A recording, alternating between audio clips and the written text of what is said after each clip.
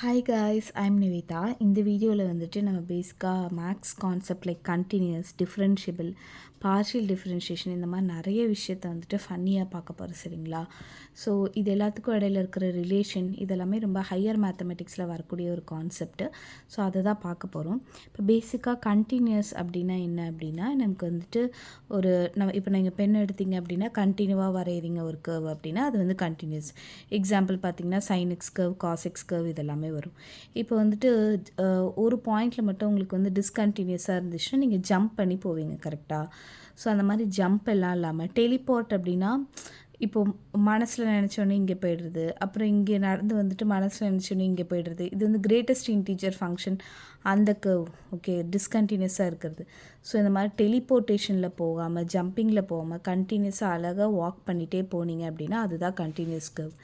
If you are walking along a nice smooth path, if you can walk without jumping or teleporting, jump பண்ணாமல் teleport பண்ணாமல் ஒரு பாயிண்ட்லேருந்து another பாயிண்ட்டுக்கு போனீங்க அப்படின்னா அந்த பாத்தை நம்ம கண்டினியூஸ் அப்படின்னு சொல்லுவோம். ஓகேவா? ஸோ பேசிக்காக வந்துட்டு மேக்ஸ் படி கண்டினியூஸ் எப்படி சொல்லலாம்னா, F of X is continuous at X is equal to C அப்படின்னா limit X tends to C F of X is equal to F of C அப்படின்ற மாதிரி நம்ம மேக்ஸில் சொல்லுவோம். As you approach C from any direction, you don't trip and fall, you end up exactly where you expect. So இப்போ for example C அப்படிங்கிற பாயிண்ட்டை இங்கே consider பண்ணிட்டீங்கன்னு வச்சுக்கோங்களேன்.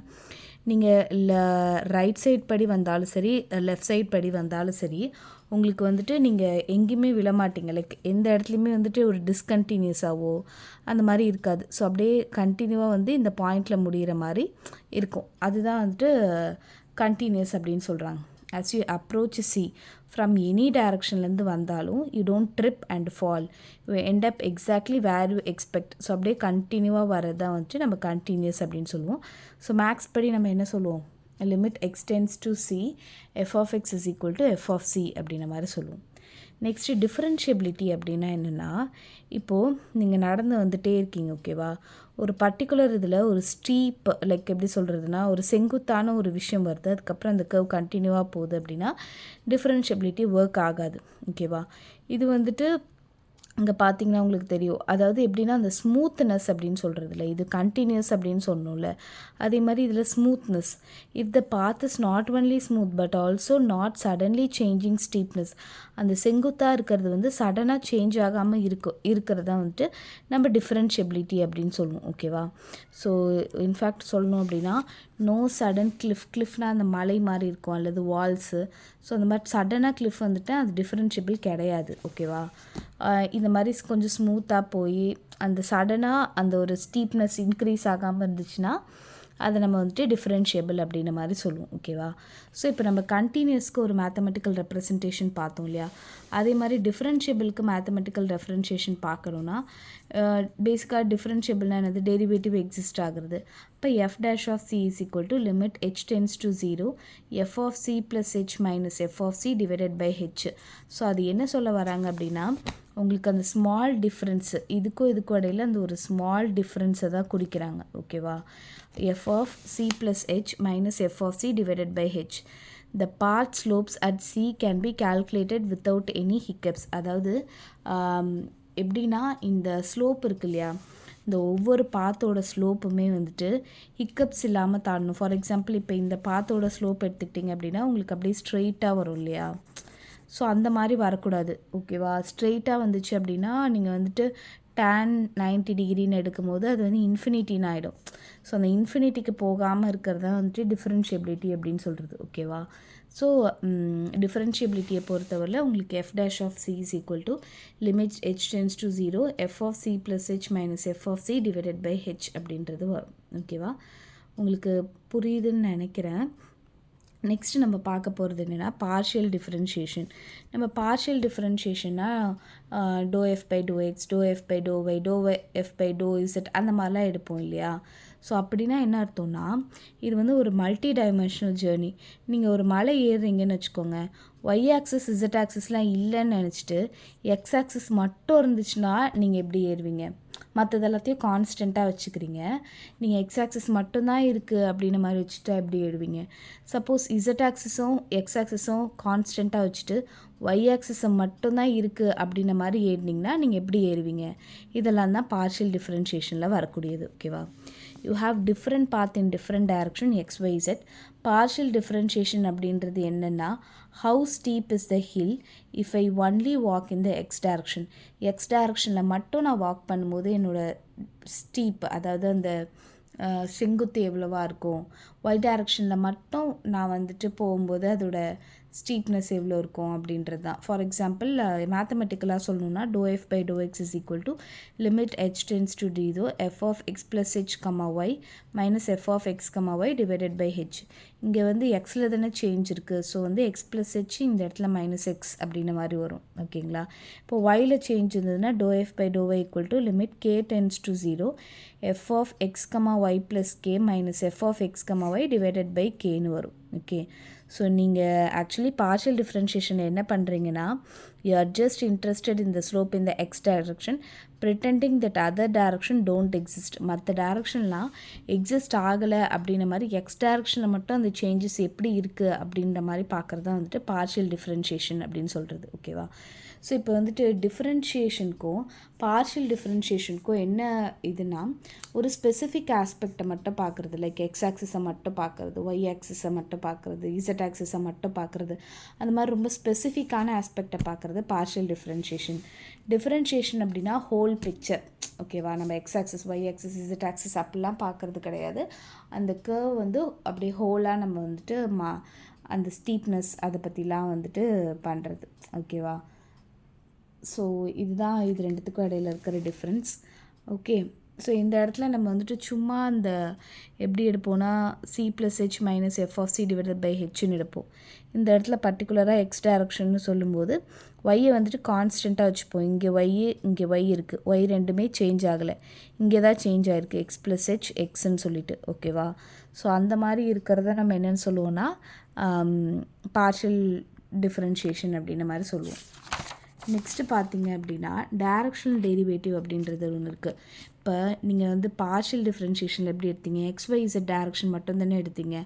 ஆனால் இந்த இடத்துல லைக் எந்த டைரக்ஷன்லேருந்து வேணாலும் பண்ணலாம். ஃபார் எக்ஸாம்பிள் நார்த் ஈஸ்ட் டைரக்ஷன்லேருந்து அப்படி கூட பண்ணலாம்.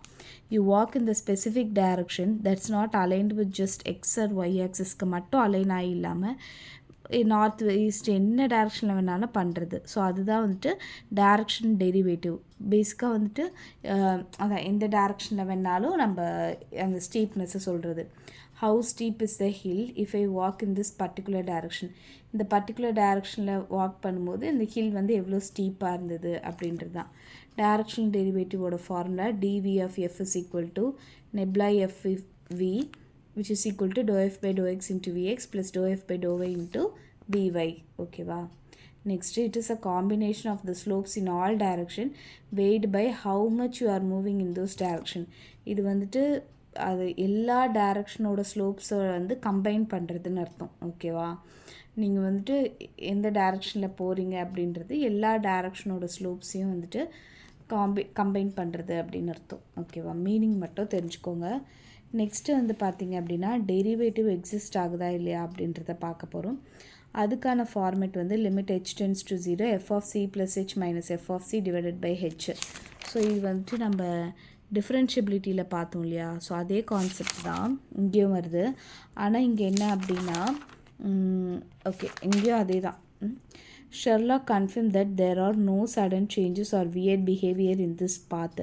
அதாவது டெரிவேட்டிவ் எக்ஸிஸ்ட் ஆகுது அப்படின்னா நம்மளால் வந்துட்டு சடனாக எந்த ஒரு சேஞ்சுமே இல்லாமல் ஷெர்லாக் ஸ்டோரிஸ் அப்படின்னா டிடெக்டிவ் ஸ்டோரிஸ். ஓகேவா? ஸோ நீங்கள் ஒரு பாத்தில் நடக்கிறதுக்கு முன்னாடி ஷெர்லாக் வந்து கன்ஃபார்ம் பண்ணுறாரு என்ன அப்படின்னா இதில் எந்த விதமான வியர்ட் பிஹேவியரும் இல்லை, லைக் சடனாக அந்த மவுண்டெயின் வருது, வால் வருது, அந்த மாதிரிலாம் இல்லை அப்படின்னு சொல்கிறாரு.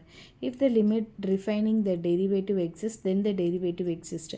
ஸோ இப்போ நம்ம ஒரு வேளை வந்துட்டு இந்த டெரிவேட்டிவ் எக்ஸிஸ்ட் ஆகிடுச்சு அப்படின்னு சொன்னால் if the limit defining the derivative exists, the limit ஒரு லிமிட் வந்துட்டு டிஃபைன் பண்ணுது இல்லையா, அந்த டெரிவேட்டிவ் எக்ஸிஸ்ட் ஆகுதுன்னு சொல்லிட்டு, அப்போ அந்த டெரிவேட்டிவ் வந்து எக்ஸிஸ்ட் ஆகும் அப்படின்ற மாதிரி சொல்கிறாங்க. ஓகேவா? ஸோ உங்களுக்கு புரிஞ்சிருக்கோம் அப்படின்றத நினைக்கிறேன். இப்போ நான் என்ன பண்ண போகிறேன்னா, இதுக்கு இடையில இருக்கிற கண்டிஷனை நான் சொல்ல போகிறேன். ஓகேவா? இது வந்து காம்படிட்டிவ் எக்ஸாம் அந்த மாதிரிக்கெலாம் ஹெல்ப்ஃபுல்லாக இருக்கும். இப்போ வந்துட்டு ஒரு கர்வ் டிஃப்ரென்ஷியபிளாக இருக்குதுன்னு வச்சுக்கோங்களேன், கண்டிப்பாக அது கண்டினியூஸாக தான் இருக்கும். இது இப்படி ஞாபகம் வச்சுக்கோங்க, சிடி லைக் ஏபிசிடின்னு இருக்கும்போது சியை க்ராஸ் பண்ணி தானே டிக்கு வரும். அப்போ நீங்கள் டி இருக்குதுன்னு சொன்னிங்கன்னா கண்டிப்பாக சி இருக்கும். ஆனால் சி இருக்குதுன்னு சொன்னிங்கன்னா டி இருக்கலாம், இல்லாமையும் இருக்கலாம். ஓகேவா? ஸோ அதனால் டி இருக்குது அப்படின்னா கண்டிப்பாக சி இருக்கும். ஸோ டிஃப்ரென்ஷியபிளாக இருக்குன்னா கண்டிப்பாக கண்டினியூஸாக தான் இருக்கும். டிஃப்ரென்ஷியபிள்னா என்னது? F dash of C exist ஆச்சு அப்படின்னா கண்டினியூஸோட ஃபார்மேட் என்னது? Limit X tends to C F of X is equal to F of C. So டிஃப்ரென்ஷியபிளாக இருந்துச்சுன்னா கண்டிப்பாக கண்டினியூஸாக இருக்கும் அப்படின்ற மாதிரி சொல்கிறாங்க. இது ஃபர்ஸ்ட்டு ஞாபகம் வச்சுக்கோங்க. நெக்ஸ்ட் என்ன அப்படின்னா, ஓகே இப்போ நான் பார்ஷியல் டெரிவேட்டிவ் எக்ஸிஸ்ட் ஆகுது, உடனே எனக்கு டிஃப்ரென்ஷியபிள் வருமா அப்படின்னு கேட்டிங்கன்னா கிடையாது. என்னென்னா பார்ஷியல் டெரிவேட்டிவ் எக்ஸிஸ்ட் ஆகிட்டு அதுக்கப்புறம் அந்த பார்ஷியல் டெரிவேட்டிவ்ஸும் கண்டினியூஸாக இருக்குது அப்படின்னா, பார்ஷியல் டெரிவேட்டிவ் எக்ஸிஸ்ட் ஆகுது, பிறகு அந்த பார்ஷியல் டெரிவேட்டிவ் கண்டினியூஸாக இருக்குது அப்படின்னா தான் அதை நம்ம டிஃப்ரென்ஷியபிள்னு சொல்லுவோம். ஆப்வியஸ்லி டிஃப்ரென்ஷியபிள்னா என்னது? முன்னாடியே பார்த்தோம், கண்டினியூஸ் அப்படின்னு சொல்லிட்டு. அதனால் f's continuous on a comma b அப்படின்ற மாதிரி கொடுத்துருக்காங்க. ஓகேவா? ஸோ 2 கண்டிஷன் இருக்குது. ஒரு எஃப் வந்து டிஃப்ரென்ஷியபிளாக இருக்கணும் அப்படின்னா அந்த இடத்துல partial differentiation with respect to x and y exist ஆகணும். அது மட்டும் இல்லாமல் அந்த எக்ஸிஸ்டான ஒரு விஷயம் கண்டினியூஸாக இருக்கணும். அப்போ நமக்கு டிஃப்ரென்ஷியபிளாகவும் இருக்கும். டிஃப்ரென்ஷியபிளாக இருந்தால் ஆப்வியஸ்லி கண்டினியூஸாக இருக்கும். ஓகேவா? ஸோ பேசிக்காக டிஃப்ரென்ஷியபிள் அப்படின்றது எதை குறிக்குது அப்படின்னா, ஸ்மூத்தாக இருக்கிறது, லைக் சடனாக ஒரு பிரேக்கோ எதுவும் அந்த வால் அதெல்லாம் இல்லாமல் இருக்கிறது. ஓகேவா? ஸோ டிஃப்ரென்ஷியபிளை வந்துட்டு எப்படி சொல்லலாம்னா, limit x comma y tends to a comma b f of x comma y is equal to F of a comma b அப்படின்றது. ஓகே, இப்போ பாருங்கள், existence of partial derivative. Okay, partial derivative மட்டும் exist ஆகுது, differentiability இருக்குமா அப்படின்னு கேட்டிங்கன்னா அது வந்துட்டு கேரண்டியாக சொல்ல முடியாது.